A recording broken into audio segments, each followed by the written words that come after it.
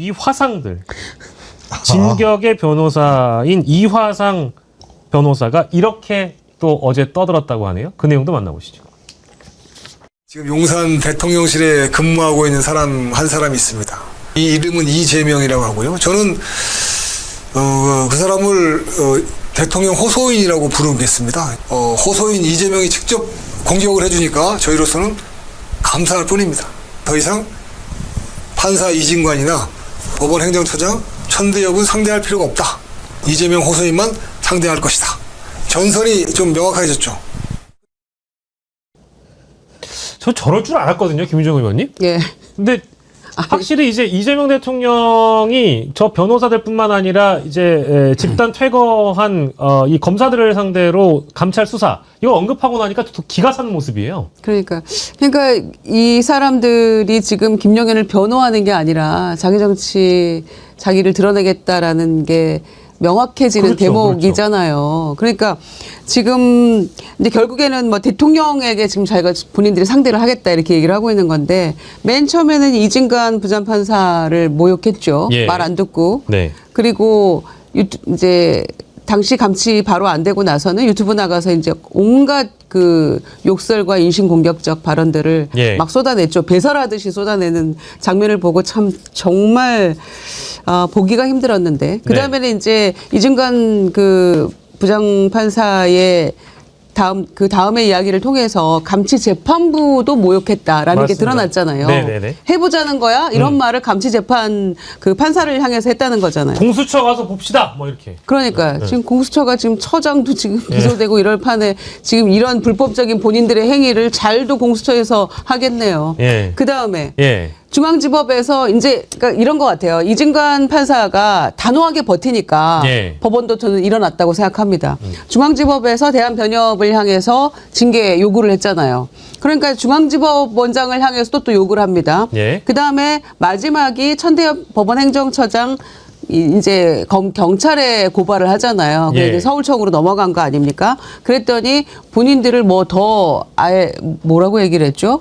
길을 더 살려준다고 했던가 도와주려고 했다던가 뭐 그러니까 몇 번째입니까 이게 지금 이진관 판사 감치재판부 중앙지법원장 법원행정처까지 그런데 급기야는 대통령이 이 문제를 지적을 하니까 이제는 다 그만두고 대통령과 싸우겠다. 예. 이게 지금 김용현 그 변호가 됩니까? 이렇게 해가지고 변호인부터 바꿔야 되는 거 아니에요? 김용현은? 그렇죠. 네. 그런데 지금 이걸 두고 본다는 것도 황당하고 수많은 동종업계 이 법조인들이 예. 이런 변호인들은 처음 봤다라고 예. 얘기를 하고 있어요. 그러니까 이거는 징계건 감치건 형사처벌이건 예. 영원히 삭제해야 된다라는 여론이 주가 되고 있죠. 아니 그 옆에 또 우리 법률가가 계시니까 변호인이 이런 식으로 행동하면은 그 피고인 손해 아니에요?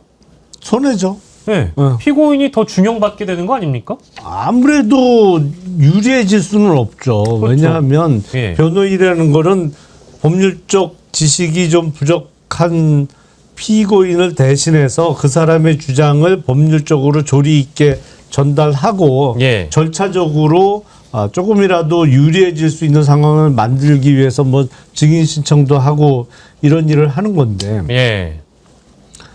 재판부하고 대놓고 싸우잖아요. 그렇죠. 지금 대놓고 싸우고 이제 대통령이랑도 싸운다는데. 그러면 피고인을 위한 변론 활동보다는 그냥 재판부 싸우는 게 주 목적인 상황에서 예. 피고인에게 불리하죠. 근데 제가 보기엔 피고인하고 변호인하고도 이게 합이 맞아야 오래 가거든요. 예. 제가 보기엔 합이 맞아. 지금 김용현과 이하상이가 합이 맞아요. 합이 맞아. 왜냐면 비슷한 부류야 이게. 예. 왜냐면 이 정상에서 많이 벗어나 있다 보니까. 예. 그러니까 저 정상적인 피고인 같으면 벌써 변호인 그 교체했죠. 그럼 김용현은 이하상이나 권의원이나 저런 사람들이 유튜브에 나와서 저렇게 떠드는 거를 하나의 변론 활동으로 봐주는 거예요? 아니 거기는 어차피 이제 뭐 될 대로 되라라니까 뭐 거의 결론은 정해져 있는 상태잖아요. 그러니까 김용현 피고인도 뭐 형량 올라가든지 더 이상 올라갈 형량도 없어 사실. 그러니까 신경도 안 쓰는 것 같아요. 근데 말이죠. 저 이하상 변호사라는 사람이 그랬답니다. 그 조롱하고, 그러니까 이진관 판사를 조롱하고 욕설했던 영상을 교수님 지웠다고 하더라고요. 이건 뭐 본인들이 불리할 것 같으니까 영상을 내린 거겠죠? 뭐 제가 지운 건 아닌데 저한테 그걸 물어보시는 거죠. 저는 합의 좀 풀린 것 같아요. 김용현하고 변호인단하고. 예. 왜 그러냐면 한 장면이 있었어요. 김용현이 지금까지 희희낙낙하다가 예. 지난번 재판에서 계속 변호인들이 난리를 치니까 말리는 게 나와요. 이렇게. 야, 하지 마. 그만해. 이 자식아. 분위기가 그렇잖아. 야, 이거 더 가면, 야, 나 진짜 안 좋아지. 너네들 해도 너무한 거 아니야? 변호인들?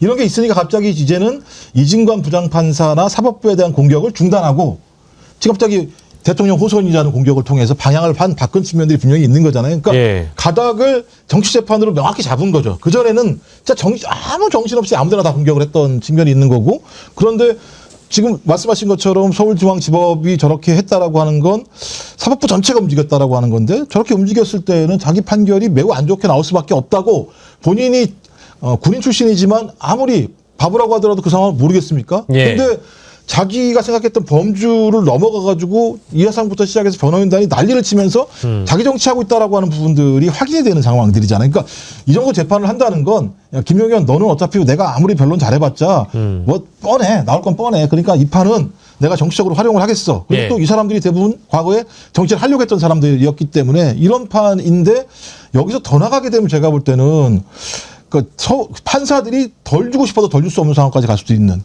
양형 나중에요. 네. 그래서 그런 측면에서 서로 합이 좀 틀어진 거라는 생각이 들고, 방향을 이제는 이재명 대통령을 공격하는 방향으로 가는 게 맞는 것 같다. 그 정도 내가 양해해 줄게 예. 라고 하는 이런 방향으로 갔기 때문에, 저는 지금은 일정하게 좀 사법부와는 각을 최소한 줄이면서 정치재판으로 완벽하게 틀자라고 하는 부분들이 이제 반영되기 시작한 거 아닌가 생각이 들어요. 예. 이재명 대통령이 타겟인 사람이 뭐 이화상 변호사, 저는 화상이라고 부르니까 이 화상 변호사만 있는 게 아니고요. 이 제도권 정치권에도 특히 이제 요즘에 패스트트랙 1심 선고를 벌금형만 받아가지고 요즘에 가장 막 너무 흥분되고 막 핫해진 분이 계세요. 근데 이분도 이재명 대통령에 대해서 뭐라고 얘기를 했는지 좀 들어보도록 하겠습니다. 이런 나라가 어디 있습니까? 범죄자 대통령 되니까 이 모양 아닙니까? 저는 나라가 완전히 이거는 베네수엘라가 아니라 요새 제메주엘라가 유행어랍니다. 이거를 제가 해석하기에는 서울시장 나가고 싶습니다. 서울시장은 내가 될 겁니다. 저는 이렇게 해석을 했거든요. 김종호 의원님 어떻게 생각하세요? 나갈 것 같아요.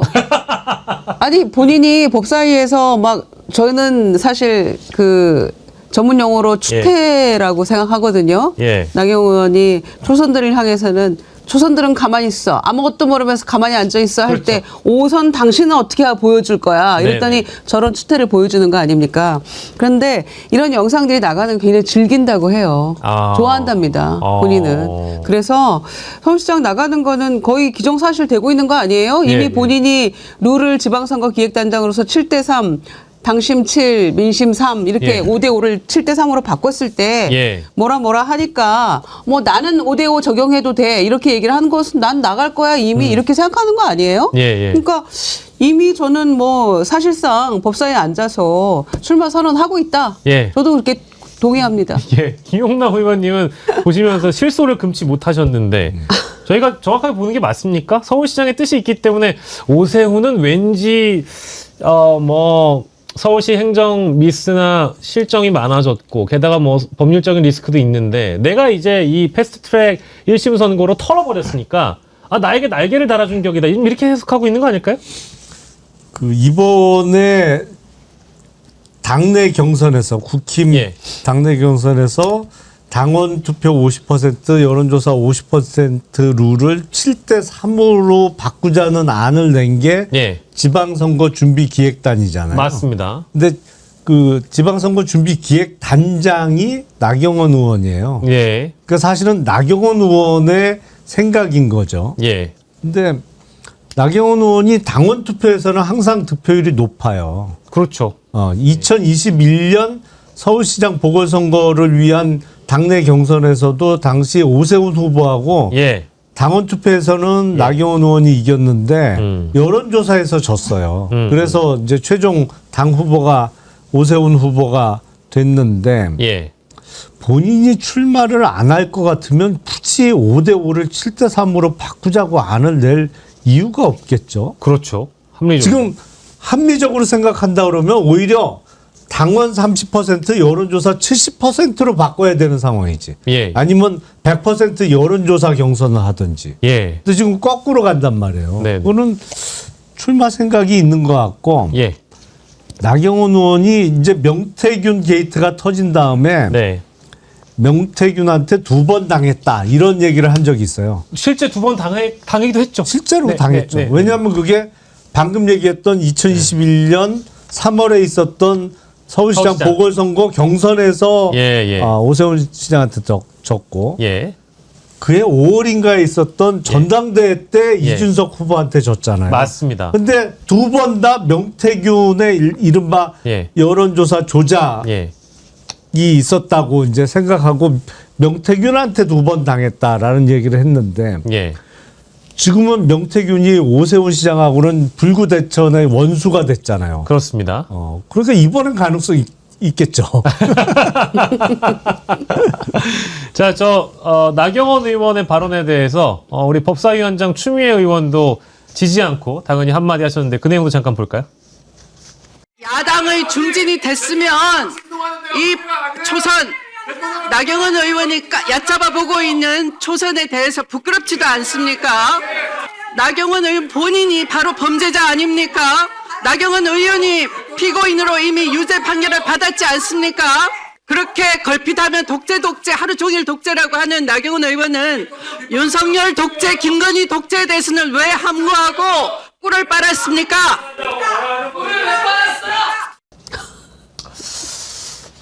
그러니까 이게 돌이켜 보시면 교수님 나경원 의원이 무죄가 아니잖아요. 유죄죠. 1심은.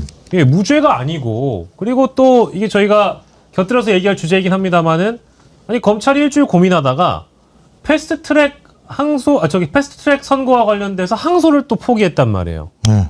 근데 또 나경원 의원은 거기다가도 또 항소를 했어요.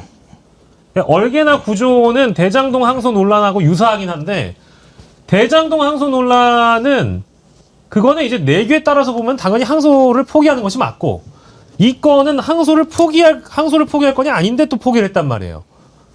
이거 어떻게 봐야 되겠습니까? 그러니까 저는 일단 검찰과 법원과 국민의힘의 합작품이다. 이렇게 생각이 들어요. 예. 말씀하신 것처럼 1심에서 뭐 어차피 우리나라 헌법은 뭐 최종심에서 판결이 나야 그 전까지는 무죄 추정의 원칙이라고 하더라도 아니 지가 이재명 대통령을 문제제기하려면 지가 아무것도 없어야 되는 거잖아요. 근데 지가 이미 1심에서 그 정도 그러니까 검찰에서는 징역형을 때렸고 구형으로. 그다음에 1심에서는 법원이 뭐라고 얘기했느냐? 아, 이 사람들이 시간이 오래되긴 했지만 그렇다고 하더라도 선거를 통해서 국민적 판단을 받았기 때문에 예. 직을 유지하는 게 맞다라고 하는 법원 스스로가 정치적 판결을 했다라고 자인한 보도자료를 낸 상황이죠. 그러니까 예. 법원이 일단 풀어주고 정치를 할 수 있도록 풀어주고 난 다음에 검찰이 그 이후에 항소를 통해서 항소를 해야지만 국회의원직을 유지할지 말지에 대한 새로운 판결을 할 수 있는 상황이 되는 건데 항소를 포기하니까 의원직은 유지하면서 양형을 줄이는 방식의 재판밖에 안 되는 상황이잖아요. 네네. 근데 내용을 들어보니까 골 때려요. 그 검찰이 포기한 이유가 범행 전반에 유죄가 선고됐고 그러니까 유죄가 선고가 됐다라고 얘기하는데 양형이 완전히 생각했던 구형보다 양이 완전히 떨어진 거잖아요. 나경원 2년 구형 받았었어요. 그러니까요. 그다음에 두 번째가 범행 동기가 사적 이익 추구에 있지 않은 점? 아니 사적인지 공적인지 어떻게 판단해요? 그렇죠. 저걸 자기들이 판단할 수 있다고 생각하나요? 제가 볼 때 저건 양심의 문제라는 생각이 드는데 이렇게 자기들 스스로가 검찰이 풀어주는 더 재미있는 게 장기화된 분쟁을 최소화할 필요가 있다. 장기화 누가 했습니까? 법원이 한 거 아니에요? 그렇죠. 검찰과 법원이 공모해서 장기화 시킨 거잖아요. 그리고 또 국민의힘에 있는 의원들이 끝까지 예를 들면 이 부분과 관련해서 그래서 이날도 나경원 있을 때 난장판된 이유 중에 하나가 뭐냐면 그 박지원 의원께서 그 남편이 여기에 개입된 거 아니에요? 뭐 이런 얘기를 하면서 남편이 판사니까 예. 이런 일들이 벌어진 거예요. 전 그래서 이 사건은 누가 뭐라고 하더라도 유죄를 1심에서 판결받은 상황이기 때문에 유죄를 판결받은 자가 어떤 사람에 대해서 범죄자라고 낙인 찍는 것 자체가 말이 안 된다라는 것 하나. 그리고 검찰과 법원과 국민의힘이 공조해서 6년 5개월 동안 재판을 끌어왔고, 그다음에 판사의 정치적인 판결에 의해서 국회의원직을 유지하게 됐고, 그 국회의원직을 유지하지 못할지에 대해서 항소로 다툴 수 있었음에도 불구하고 검찰이 항소를 포기함으로써 국회의원직을 유지하게 만들어낸 네. 시대의 사건이다. 거의 제가 볼 때 대장정 드라마죠. 6년 5개월의 대장정 드라마를 통해서 그들의 정치적 생명을 유지시킨 말도 안 되는 희대의 사건이라고 해석하는 게 정확히 맞는 거죠. 예. 아니 저는 사실 이 그 항소 포기한 것, 패스트 트랙 관련해서요. 항소 포기한 거. 우리 과거의 대장동 항소 논란 때요. 이름이 정유미입니다. 정유미 검사가 이런 얘기를 했어요. 치욕스럽다. 박영진 전주지검장이었나? 그 양반은 또 그 노만석 검찰총장 직무대행한테 물러나라라고 문자를 보냈고요. 18명의 검사장은 집단 서명을 또 했습니다. 성명을 내가지고 집단 행동을 했습니다. 제가 이름 뜻까지 다 기억하는 우리 자라나는 정치검사 꿈나무들도 이름들 소개해드릴게요. 대구지검의 송승환이하고요. 창원지검의 전종혁이하고 이런 사람들도 이 프로스에 글을 써가지고 이 항소폭이 잘못됐다라고 분기탱천을 했습니다. 근데 이거는 왜 이렇게 조용해요? 그러니까요. 김 의원님? 아니 항명 아니고 물어보는 거라며요. 그러니까요. 왜 포기했냐고 물어보지도 못하냐 이랬잖아요. 이거는 안 물어보네요?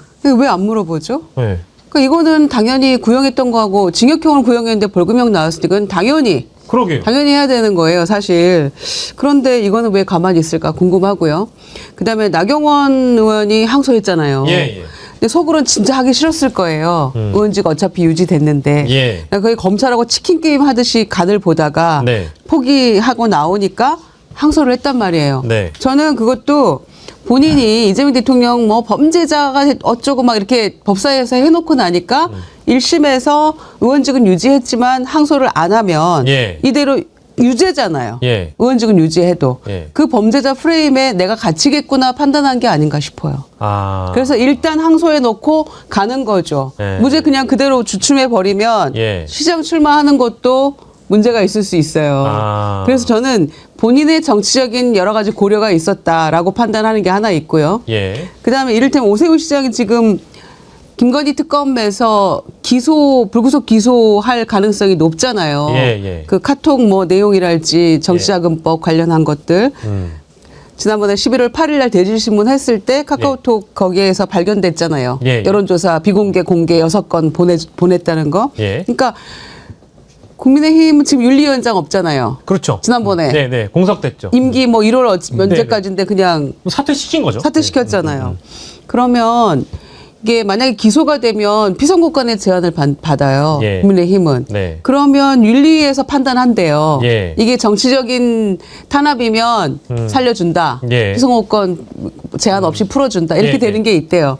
그러면 이게 포석이 깔려 있는 게 아닌가 싶은 생각도 들어요. 그러니까 본인이 입으로 해놓고 이재명은 범죄자 이렇게 해놓고 내가 거기 말리겠구나라는 생각도 동시에 한 거고. 그래서 이런저런 사유로. 왜냐면 보세요. 항소해봤자 민자야 본전 아닙니까? 그렇죠. 손해볼 게 없어요. 벌금 400만 원, 500만 원, 400만 원인데 네네네. 거기서 조금 깎이나요? 100만 원 되나요? 항소하면? 그거 외에는 없어지는 거잖아요. 검찰이 포기했으니까. 그런 여러 가지 고려를 이 부분은 명확하게 남편이랑 의논했겠죠. 그 내용도 관련해가지고 어제 법사위에서 일부 남편 얘기가 나와서 박지원 의원과 논쟁을 하긴 했습니다만 어떻게 보세요? 뭐 이제 이 항소 포기 논란이라는 게 어제 결이 다른 건이긴 합니다만은 패스트트랙 건에 대해서 검찰이 어쨌든 항소 포기를 한 거는 우리 김용남 의원께서 보시기엔 어떻게 평가를 하십니까? 일단 원칙에는 안 맞아요. 그러니까 그 구형량에 비해서 아예 형의 종류가 달리 선고가 된 거잖아요. 징역형을 구형했는데 벌금형이 선고됐으니까 원칙적으로는 항소 대상이 되는 게 맞고 이른바 대장동 사건도 마찬가지예요. 왜냐하면 구형량 비슷하게 선고가 됐지만 무죄 부분이 있기 때문에 그것도 원칙적으로는 항소 대상이 되는 거는 맞고 그러니까 이미 오래전부터 만들어서 시행하고 있는 그 원칙 대검 예규에 의하면 둘 다 항소 대상이 되는 게 원칙인데 서울 남부지검에서 이번 패스트트랙과 관련한 항소 포기는 정치적인 고려를 많이 한 것 같아요. 근데 이런 게 끼면 이제 양쪽에서 다 욕먹는 거예요. 그러니까. 예. 그러니까 원칙대로 했다면 항소를 하는 게 맞았죠. 예. 아니면 이걸 항소 포기하면 무슨 문제가 있냐면 애시당초에 구형이 잘못됐다는 거를 자인하는 꼴밖에 안 되는 거예요. 예. 그렇잖아요. 그 벌금 선고됐는데 구형은 징역을 2년. 했어. 더군다나 뭐 징역도 2년이나 구형을 했었는데 결과는 2천만 원하고 400만 원, 2,400만 원 벌금 선고가 됐단 말이에요. 예. 근데 이거에 대해서 항소 포기했다는 얘기는 애시당초에 구형을 잘못했다고 자인하는 꼴밖에 안 되는 것인데 예. 이게 지금 어차피 뭐 없어질 거니까. 예. 예. 뭐 복잡한 얘기 저희 하기 좀 그렇고 저희 먹방 가기 전에 어제 국회에서 있었던 이게 재밌는 장면은 아닌데 참 좀 가관인 장면이 있습니다. 원래 이제 그 여야 교섭단체 원내대표들이 이제 국회의장하고 회동을 가지면은 일단 기념사진부터 찍고 출발하거든요. 근데 그 자리에서 어떤 일이 있었는지 일단 우리가 한번 보면서 분위기 전환 삼아 보여드리겠습니다. 한번 일단 가관이니까 웃고 가죠. 어떤 장면이 있었는지 함께 보시죠.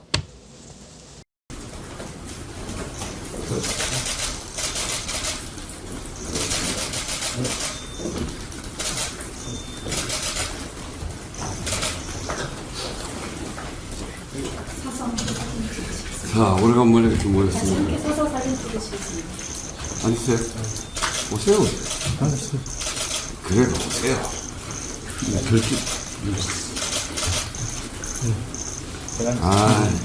와서 사진에다 한번 찍고. 되는 것도 없는데 뭘 사진만 자꾸 찍어요. 국민들 보는 데서 그래도.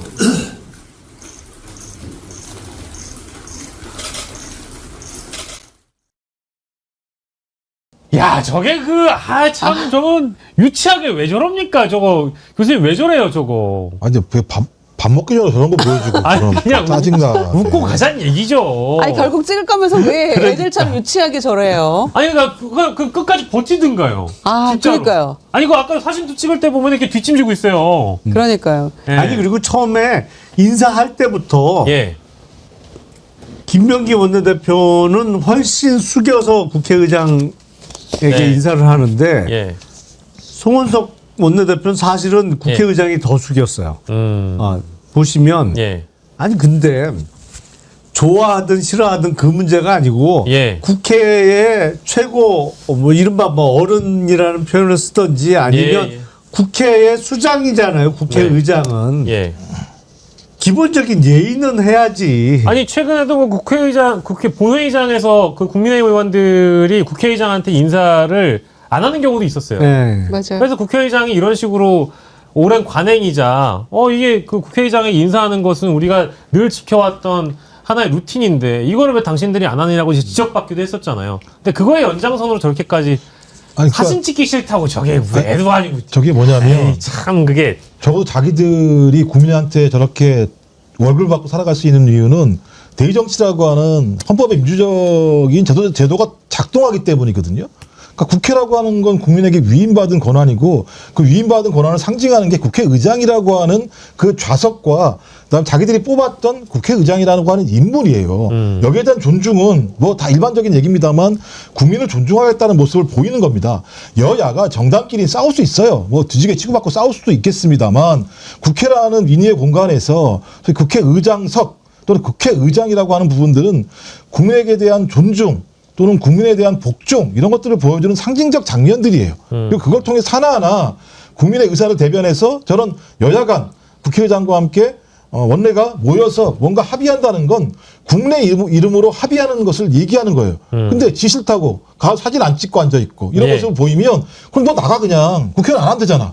국회의원 다 하고 월급은 다 받아 처먹으면서 하고 싶은 건 안 하겠다는 거랑 마찬가지 아니겠어요? 뭐 저런 사람들을 계속 뽑아주니까 저런 행위를 하는 거라는 생각밖에 안 들기 때문에 이렇게 하면 국회의 권위가 떨어지는 거예요. 국회의 권위가 떨어지면 누구의 권위가 떨어지느냐? 국민의 권위가 떨어지는 거예요. 맞습니다. 네.